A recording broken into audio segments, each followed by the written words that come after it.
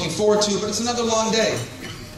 Is it really worth it? And as I came with my son to the table, and I was 3 years old, they sang and all that, and they handed out these things that they had made for the parents. And I want to show you what they made.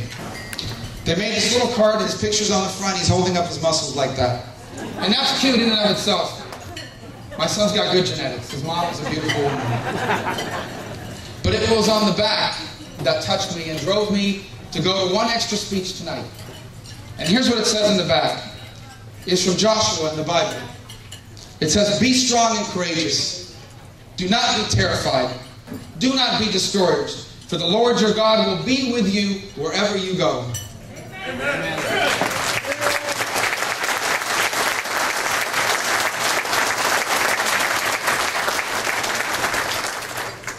And with that in my pocket, I will travel the state for the next 15 months and speak to anyone that will invite me and try to convince you that I am the right person for this job because I'm doing it for the right reasons. I share your vision for America's future, and I believe that this party is the only movement in America that can ensure that the next generation of Americans has what every generation of Americans is entitled to.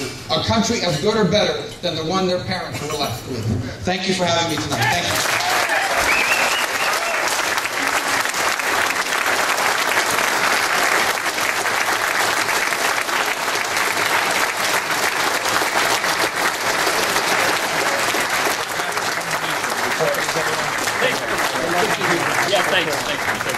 I don't really have to ask you. Brilliant in the room, you hold the room, you calm your hand. What do you make of what's been going on outside of the things that you have with the National Party lining up against the governor, I mean, for the governor? I don't spend a lot of time thinking about it. Okay. Because I'm not running to be this. I don't spend a lot of time worrying about things I can't control. And at the end of the day, campaigns are decided by voters and by people. You know, I respect those gentlemen. They've got a job to do. I understand they're trying to do what they think is the best of their interests. But I'm running a campaign to win hearts, minds. Yes, sir. They were breaking news tonight about the Speaker Pelosi, what she was doing during the war, that while our troops were in harm's way. She was accusing our commander-in-chief and the CIA of basically lying about torture and trying to make it. When does it cross the line to become treason? When you're in war and you have people that are fighting, losing their life, and here you have someone that's in power that's spreading bad news, spreading lies about us, and now she's exposed. Yeah, treason's a high term, and obviously I don't like it when they use that to talk about President Bush, so I'm not going to use that to talk about Speaker Pelosi. I will say that I think what we're starting to see is some hypocrisy exposed, and the politicization of American foreign politics being, the politicization of everything coming home to haunt some of the folks that have done that. The truth of the matter is that it appears, from all evidence, is that Speaker Pelosi was aware of many of these things when they were happening, and only now that it's politically expedient has she made a bigger issue of it than it is. But like I said, time will tell. Okay. We'll see. All right, thank you. Thank you.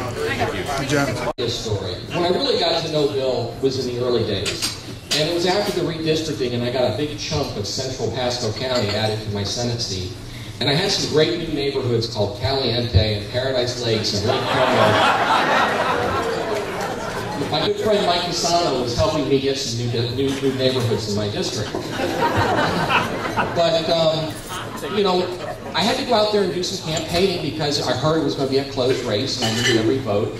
And I called a friend of mine, I says, I'm not quite sure how to go out there as a Republican and campaign in these precincts. What do I talk about? What do I do? What do I wear?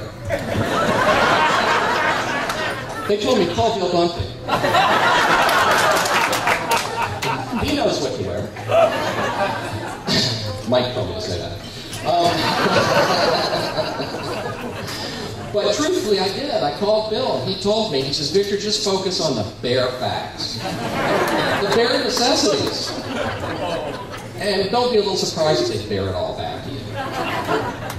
But the truth is, the advice that you gave me has carried through for every elected person who has won in Pasco County for all these years. And it's the reason why Pasco County showed up as strongly as they did on behalf of the Republican candidate for president in this past year. It's that kind of work, that kind of diligence, that kind of commitment that makes you and your wife very, very special people. And that's why they've asked me, as your friend, to do the very special honors tonight.